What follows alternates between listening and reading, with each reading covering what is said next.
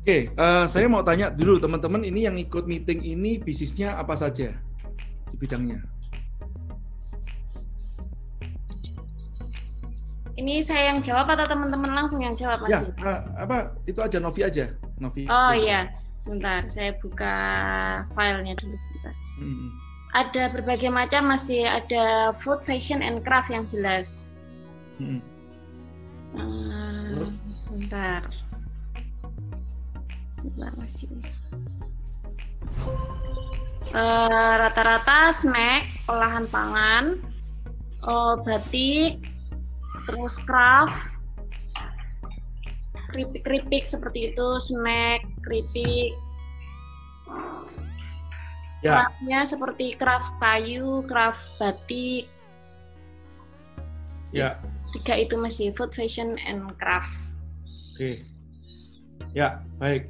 Nah, teman-teman ya, ini kalau siapa yang sudah pernah nonton video saya tentang namanya Revolusi Bisnis Model Corona. Nah, sudah ada yang nonton? Jadi ini ya, saya langsung sampaikan materinya, boleh, Novi? Boleh, masih monggo. Ya, oke. Saya tapi lebih suka nanti banyakkan tanya jawabnya aja.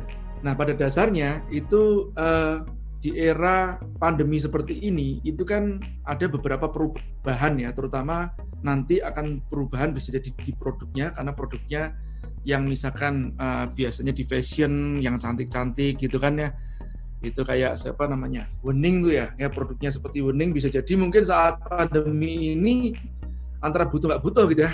Kalau yang masih punya duit banyak itu dibeli oke gitu ya, kalau nggak punya duit, wah boro-boro mau ke sana, mau makan aja susah kan begitu ya. Nah, jadi apalagi di Sleman, daerah di Jogja kan, itu kan kalau nggak kebanyakan perekonomiannya ke atas seperti jet-set seperti itu ya mungkin simpanannya udah berkurang. Kecuali petani saja nih malahan ya. Tapi petani pun juga mungkin tidak banyak membeli, cuma dia bisa survive. Nah, kemarin yang saya sampaikan apa sih sebetulnya yang perubahan-perubahannya, yaitu antara lain adalah di produknya bisa ya, kemudian saluran distribusinya juga iya. Gampangannya begini nih, di era seperti ini kan semuanya di dalam rumah nih. Nah, jadi kebutuhan dalam rumah itu harus dipenuhi. Cuma jangan latah. Kayak contoh gini ya, segala sesuatu yang sifatnya bisa dikerjakan atau barrier to entry-nya tipis ya, bisa dikerjain oleh banyak orang, maka akan cepat jenuh. Nah, tidak menjadi masalah, Anda ikutin ombaknya saja tentang masalah masker itu, tapi biasanya akan cepat turun. Nah, teman-teman jangan cuman surrender ke tempat masalah masker itu doang aja gitu ya, tapi harus ke bidang-bidang yang lain. Oke. Ini ya saya bacakan ya. Jadi ada 3 hal nih ya. Yang pertama ini revolusi bisnis modelnya membidik target yang sama ya, tapi beda produk. Ya, ini misalkan ya kalau kita bicara masalah fashion. Nah, inilah pentingnya kita memiliki database pada saat kondisi normal itu. Kemarin pada saat kondisi normal seringkali teman-teman kan mungkin sangat meremehkan yang sebenarnya database. Yang penting kan cuma beli doang Mas C. Orang beli selesai kan gitu kan. Nggak memaintain database tersebut. Database itu tidak hanya cuma punya nomor HP sama punya punya nomor HP, punya sosial medianya dia, ataupun juga punya namanya, terus dia beli apa, bukan cuma seperti gitu. Tapi buat saya lebih daripada itu. Harus mengerti personalisasi orang ini itu sebetulnya dia karakternya seperti apa. Kalau bisa diketahui seperti itu dari cara chatnya dia kan gitu ya. Makanya para CS kita harus dilatih lebih jagoan nih dalam masalah sedikit tentang psikologi kan gitu ya. Di tempat saya juga kemarin saya latih juga tentang masalah CS, Customer Service Excellence itu bagaimana pada saat menjawab keberatan bagaimana, dan mengerti, memahami orang itu seperti apa, cara pengetikannya seperti apa. Ini penting banget ya. Nah, dengan begitu kita kan kayak misalkan gini loh, oh aku ngerti Novi ini seperti apa. Ya, kalau ngadepi Novi itu bagaimana? Sudah ngerti. Nggak bisa saya bandingkan dengan yang lain. Ini ada namanya Muhammad Arifandi. Ya. Nah, ini nggak bisa saya bandingkan sama Mas Arifandi ini, nggak bisa ya, nggak bisa saya bandingkan begitu. Jadi personalisasi dalam masalah servis itu sekarang akan menjadi sesuatu yang kita petik gitu kan ya. Jadi pada saat krisis kita masih bisa dekat sama mereka itu luar biasa sekali gitu kan ya. Nah, tapi beda sama orang-orang yang dulu mungkin jualan punya produk keren gitu mungkin ya, atau cepat laku akhirnya sombong ya, tidak mau memaintain hubungan terhadap kepada pelanggan karena wah ini kan zamannya online kan beda gitu ya. Nah, itu buat saya salah kaprah ya. Nah, harusnya kalau mereka beneran sudah punya database dan ikatan emosional dengan pelanggan-pelanggan tersebut, saat ini nggak benar-benar akan berdampak sekali ya. Tinggal gini aja, targetnya sama ya, tapi mungkin produknya berbeda. Oke, dia tidak bisa membeli produk fashion lagi karena sekarang dia lebih mengutamakan untuk keperluan makan. Ya kita bisa supply mungkin frozen food-nya, kita bisa supply rendangnya, kita bisa supply sambelnya, ya bisa seperti itu ya. Nah, jadi ataupun mainan anak kan bisa. Target pasarnya sama gitu kan ya. Kalau dia misalnya ibu-ibu, ya dibidik target pasar ibu-ibu, butuhnya apa saja selama di rumah saja. Nah ini penting. Jadi target pasar yang sama, tapi produknya berbeda, tidak menjadi masalah. Apakah itu merusak branding? Insya Allah tidak. Brand yang sesungguhnya itu adalah kredibilitas kita. Ya. Nah, yang kedua, produk yang sama, target pasar berbeda. Ini dibalik ya. Jadi produknya bisa jadi mungkin sama, tapi mungkin target pasarnya sudah tidak relevan lagi dikarenakan situasi yang seperti sekarang ini ya itu kayak saya contohkan itu kan di tempat video saya itu saya contohkan dokter mobil itu dia tadinya kan target pasarnya yang punya mobil. Nah sekarang mobil pada di rumah semuanya, mau dikasih semprot disinfektan di tempatnya mobil percuma, tapi bisa masuk ke tempat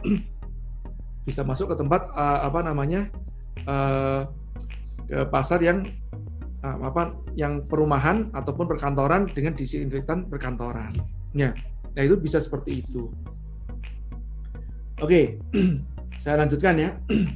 Jadi produk yang sama, target pasar yang berbeda. Nah yang ketiga, industri yang sama. Industri yang sama itu dengan produk yang berbeda, target pasar berbeda. Misalkan ya tadi itu sudah punya konveksinya, bukan mungkin di branding atau maklunnya. Sebentar Nuri. Diri kamu, jadi bisa ke sana. Naya, boleh ke sana dulu. Nah ini loh, kalau di rumah saja nih gini digangguannya ya, anak-anak nih. Naya, boleh ke sana dulu, Naya. Oke, ya. Jadi industri yang sama, produk yang berbeda, target pasar berbeda, bisa nggak? Bisa. Ya tadi itu, konveksi sekarang sementara beralih ke tempatnya masker, oke. Nah, cuman gitu loh teman-teman, kadang-kadang saya itu ya heran, membuat masker itu ya sampai naik dewe gitu ya, nggak memperhatikan pas dipakai itu sesak nafas ya, nggak memperhatikan kalau pas dipakai itu ini nanti ditarik ke atas tuh seimbang atau enggak, di telinganya rasanya malah ketarik begini ya. Nah inilah yang saya perhatikan, teman-teman ini banyak yang tidak memperhatikan yang disebut namanya user experience. Padahal kalau kita memperhatikan user experience, meskipun sama-sama masker ya, buatan sama-sama industri rumahan gitu ya, tapi seseorang yang ngerti user experience akan menjual masker bisa jadi lebih mahal. Saya akan membeli lebih mahal 50% kalau memang dengan bahan yang sama tapi rasa dipakainya lebih enak gitu, lebih nyaman di telinga. Kalau enggak telinganya ketarik ya, karena apa? Dia membuat maskernya itu talinya begini dijahit gitu ya. Nah ini sama pendeknya atau ininya jaraknya ini sama, padahal harusnya kan tidak, harusnya kan ini kan seperti gini kan, ini lebih kalau begini kan, nah yang ini mungkin lebih panjang, ininya lebih pendek kan begitu ya. Nah ini contoh lah ya, bicara masalah user experience ya, itu penting banget. Kalau nggak diperhatikan apa yang terjadi nanti, kita nggak beda dengan yang lain, kita hanya menjual masker kiloan ya. Oke ya. Jadi 3 hal itu yang sangat penting banget ya. Terus bicara yang penting lagi juga adalah perubahan saluran distribusi. Sudah saya omongin bolak-balik bahwa saluran distribusi bukan karena saya promosi punya saya, tapi delalah ya, qadarullah pada saat COVID ini, ya itulah distribusinya akhirnya mau nggak mau berubah menjadi pergudangan. Itu saya mau tanya teman-teman, ini ada bergetar nggak di tempat Anda? Enggak ya? Enggak masih. Gambar saya bergetar nggak? Enggak. Enggak ya? Oke. Saya pikir bergetar dikarenakan karena ada efek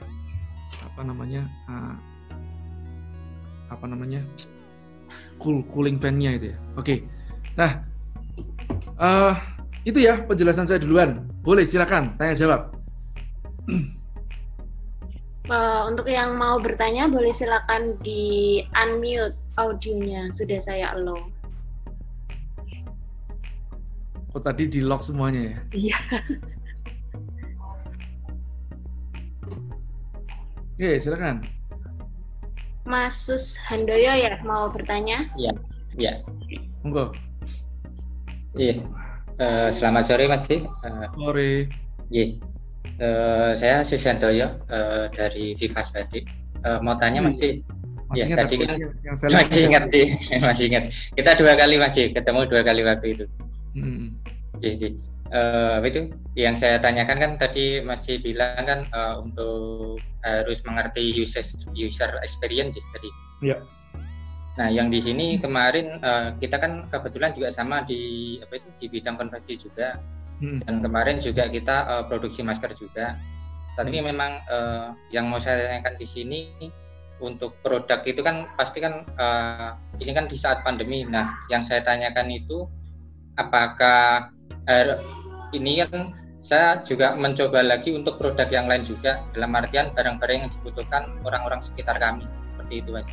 Nah, langkah seperti itu apakah sudah betul ataukah mungkin ada masukan dari Mas seperti itu? Ya. Jadi gini, dalam kondisi krisis itu sebetulnya tidak ada aturan baku. Ibaratnya gampangannya ini ya. Kalau kita itu di hutan atau di tempat yang terpencil terus nggak ada hewan yang kita bisa makan kecuali babi, ya kan kita boleh makan babi. Paham ya? Jadi yang haram pun bisa jadi halal dikarenakan itu. Nah, tapi kalau sekarang jangan dikatakan berarti kita maling boleh, manipulasi boleh, bukan begitu. Maksudnya pantangan-pantangan dalam bisnis yang sifatnya mungkin masalah branding ya, itu menjadi tidak relevan dalam kondisi kita krisis. Ya, jadi dalam kondisi krisis kita boleh kok berbisnis yang atau membuat produk yang lain, menjual produk yang lain, yang penting survive, karyawan bisa tetap kerja gitu, itu sudah keren sudah bisa bertahan, udah keren ya. Syukur-syukur. Kalau buat saya sih gini ya, saya justru malah tidak ingin mengeruk keuntungan berlebih dalam kondisi seperti sekarang ini, kalau bisa dibagi dengan yang lain pasarnya, paham ya? Karena kan daya belinya kan jadi menurun semuanya. Jadi kalau kita serakah nanti ada yang lain yang dikorbankan. Lanjut. Gitu aja? Oke, ya wis. Novi, yang lain? Monggo yang lain jika mau bertanya. Sebelumnya lihat siapa aja sih ini yang hadir nih. Ini ada Bu Kepala Dinas juga Pak. Mas J. Ibu? Kepala Dinas Bu Mai Rusmi.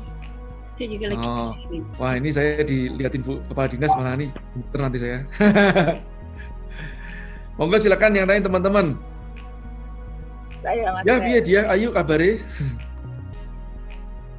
Halo. Iya, Bu. Maaf, saya pakai nama Via soalnya. Oh ya, Bu. Ya, selamat sore Mas J. Selamat sore, Bu. Ya, selamat sore ini teman-teman IKM Sleman yang luar biasa. Semoga semuanya tetap semangat, tetap sehat. Jadi begini, sekaligus saya melaporkan Mas J bahwa teman-teman IKM ini sangat luar biasa di tengah kesulitan, di tengah pandemi ini, semua pembelajaran online, kemudian juga tadi alih produk itu sudah dilakukan, dan kami mencoba untuk mengajak teman-teman tetap survive, tetap semangat. Kemudian juga pemerintah dalam hal ini SKPD, OPD, saya minta untuk semua beli masker IKM-nya Sleman. Nah, mudah-mudahan nanti ada laporan dari Vivas kemarin, ada dari masjid, saya masukkan ke sana, Mas. Terus ya, mudah-mudahan bisa diterima. Satu permintaan saya tadi seperti Mas Jai katakan bahwa walaupun kita dalam posisi yang sulit, namun produk teman-teman harus tetap dipertahankan. Paling tidak saya mencoba mencarikan jalan, kemudian juga teman-teman semua OPD pesan ke kabupaten, bahkan dinas kesehatan saya minta tidak boleh beli dari luar, tetapi dari IKM Sleman. Namun saya minta tetap produknya tetap dipertahankan. Jadi nanti akan menjadi satu brand. Seandainya nanti ini beralih fungsi atau beralih produk, tidak kemudian nama IKM-nya terbawa dengan produk yang tidak berkualitas. Hanya itu saja. Dan selama ini saya melihat teman-teman luar biasa. Sudah cukup bagus. Saya menginformasikan itu saja Mas Jai, sehingga saya minta Mas Heri dan kawan-kawan tetap apapun yang bisa kita lakukan buat semua IKM di Kabupaten Sleman. Saya kira itu. Terima kasih Mas Jai. Terima kasih banyak Bu Kadis. Ya, mohon motivasinya. Iya Ibu. Wah, ini luar biasa. Maksudnya ini instansi pertama yang live dengan saya berarti. yang lainnya agak sedikit lambat prosesnya sih Ibu ya. Jadi kemarin ngajuin, cuman memang ada yang ngajakin live. Saya bilang gini, saya sebentar temanya apa? Saya tanya gitu. Saya nggak mau nanti saya temanya sama terus. Saya suruh nonton aja di video. Saya bilang gitu kan sudah saya uploadin video-videonya. Tapi kalau teman-teman Sleman ini sebetulnya mereka masih satu grup kok Ibu, sama saya juga ada grupnya kita di Line. Jadi kemarin juga saya tanyain gimana kabarnya teman-teman, cuma teman-teman nggak pada nongol, mungkin nggak pakai Line ya. Harusnya kita ganti Line jadi Telegram mungkin ya.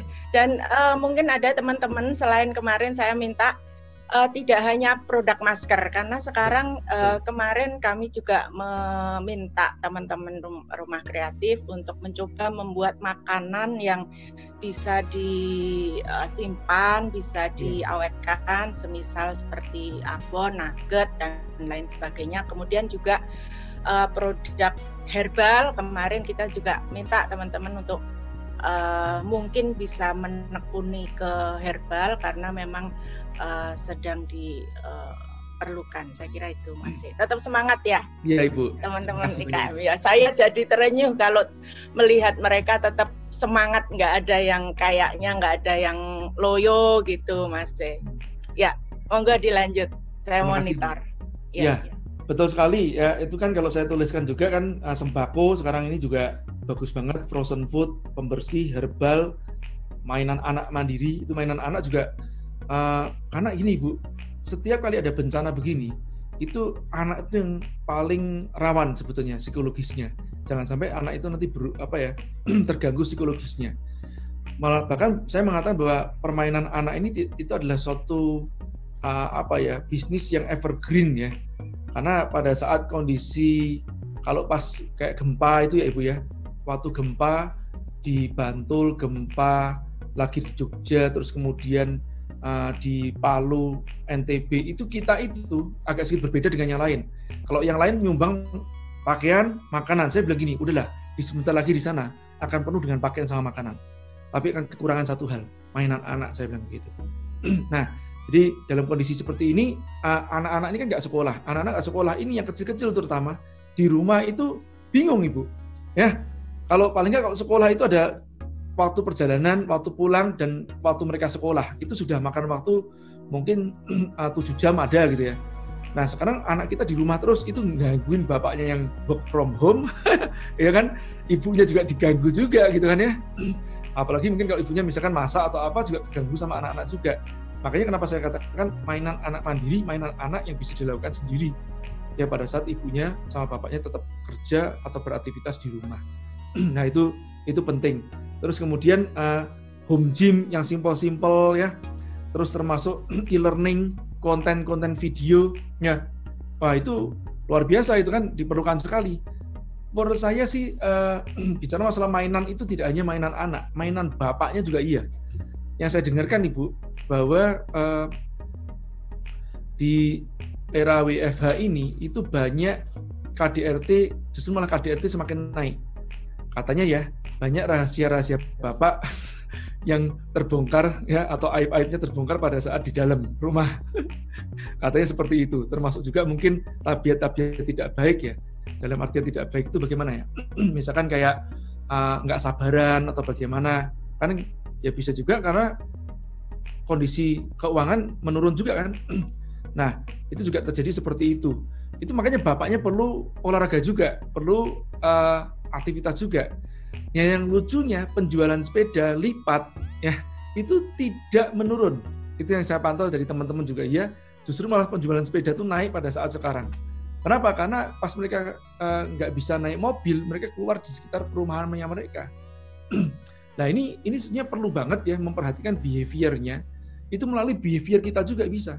Kayak anak kita, pasangan kita, itu apa sih dibutuhkan?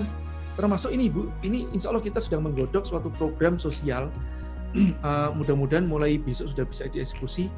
Ini program sosial kita itu budidaya ikan dalam ember yang kita mulai nanti akan sosialisasikan paket-paketnya gratis ya Bu ya. Jadi kasih ember, kasih benih, kasih makanan pelet yang kalau bisa seorganik mungkin ya. Terus media tanam, arang itu supaya mereka nanti bisa mulai menanam kangkung sama pelihara lele di dalam ember. Ya, itu untuk skala perumahan-perumahan yang kecil ataupun kosan, kontrakan itu bisa. Supaya mereka nanti yang terkena dampak Covid dan mereka kena PHK, itu mereka satu sebetulnya bukan bicara masalah duit doang, tapi masalah kesibukan. Kalau mereka punya kesibukan, itu mereka nggak stres loh. Kalau mereka nggak punya kesibukan, mereka dikasih duit pun juga, mereka bisa stres loh. Ya, itu yang lucunya di situ. Novi, Ibu Kadis kok itunya di mute ya Novi ya? Enggak masih. Ini bisa di saya yang. Iya, gitu. Jadi buat saya sebetulnya kalau namanya peluang tidak ada matinya ya. Kalau saya sih berprinsip rezeki itu hukum kekekalan rezeki seperti hukum kekekalan energi ya. Artinya energi tidak akan musnah, hanya berubah wujudnya ya. Rezeki juga seperti itu, tidak akan hilang gitu loh. Satu berubah wujudnya, kedua berpindah kantongnya. Gitu aja ya. Jadi pindah dari kantong satu ke kantong yang lain ya. Makanya kita harus di mindset kita harus berpikir krisis itu di sini. Hati-hati ya, tidak ada krisis. Tapi bukan berarti tadi sekali lagi saya katakan tidak berarti kita dalam kondisi kesempitan seperti ini memanfaatkan terus kemudian serakah untuk kita semuanya. Enggak. Contoh misalkan kita punya kapasitas produksi untuk masker misalkan ya, satu hari 20 losin ya, kalau lebih daripada itu di outsource ke tempat temannya lain, jangan ditekan temannya. Ya kalau perlu kasih harga yang sama. Ya, sudah nggak apa sini aku bantuin. Ya. Kenapa? Yang penting juga karyawanmu bisa tetap hidup juga. Jadi kita saling menghidupkan karyawan kita juga. Jangan terus, wah ini saatnya nih, aku bisa neken nih, kan aku punya pasarnya atau apa. Nah, jangan sampai seperti itu. Kita masuk ke dalam ranah kapitalis lagi nantinya. Ya, nanti nggak berkah. Nah, jadi sebisa mungkin kita bagi opportunity-nya dengan yang lain, kita bagi sama yang lain. Kita ambil secukupnya, kita bagi sama yang lain. Ini solidaritas sangat diperlukan pada saat pandemi ini. Ya, kita bisa ngeruk, ya jangan kita keruk, kita bagi sama-sama. Ya, itu ya, karena perputaran uang itu sekarang mulai memang menurun pastinya, karena kan hasilnya menurun jelas itu. Kemarin saya minta gini teman-teman, sekarang kan lagi ada donasi sembako, donasi kemarin kami dapat dari IKM juga donasi masker, kemudian ada dari IKM juga donasi APD. Nah, saya baru minta, ayo donasi ilmu, donasi kekuatan. Jadi bagi teman-teman IKM yang survive, tidak mem-PHK karyawan, kemudian merasa punya peluang, donasi ilmu. Betul. Donasi ilmu melalui kelas berbagi, atau melalui kelas-kelas yang ada di rumah kreatif maupun di Perindak. Tidak perlu donasi pakai harta, tapi donasi ilmu dan donasi kekuatan. Jadi saya minta gitu. Kemarin kayaknya Mbak dari Fox and Bunny ya, sudah lah, nanti saya tunggu donasi-donasi ilmu yang lainnya. Seperti Mas J, karena semakin ilmu dipakai, tidak semakin berkurang, tetapi semakin bertambah. Nah, nanti siapa yang akan donasi ilmu buat suksesnya teman-teman IKM, buat semangatnya teman-teman IKM ditunggu di Perindak. Ya. Itu Mas. Iya, kalau bisa sekitar kita juga kan, dari sekitar kita ya, itu kan mungkin lebih bisa lingkaran dalam duluan, maksudnya lingkaran dalam tuh RT RW. Nah, gitu kan. Ini yang saya perhatikan Ibu, tadi kan saya barusan rekaman sebelum dari sini nih. Ini insya Allah besok tayang. Saya mirisnya itu kan sekarang itu kan justru kita tuh membutuhkan yang sebenarnya silaturahmi untuk RT RW sekitar kita, karena kita nggak bisa keluar kemana-mana. Jadi akhirnya kebutuhan kita ataupun produk kita itu jualnya ya hanya bisa sekitar radius berapa kilometer dari sini gitu kan. Keluar dari sini sudah berat, terutama untuk yang sesuatu yang basi sifatnya. Ya, misalnya kayak sayur, kemarin banyak kejadian hasil panen itu malah membusuk, ya telur-telur membusuk, ya dikarenakan tengkulaknya nggak dapat pasar juga kan gitu kan, tengkulak yang biasanya nyaplai tempatnya hotel restoran ya, restoran kan betul berhenti juga kan gitu loh, mart food tempat makan gitu ya, itu pada berhenti semuanya. Nah itu jadi berantai lah ya sebetulnya. Gitu Ibu. Monggo silakan dilanjut dengan teman-teman, saya monitor. Terima kasih Ibu. Monggo silakan ya.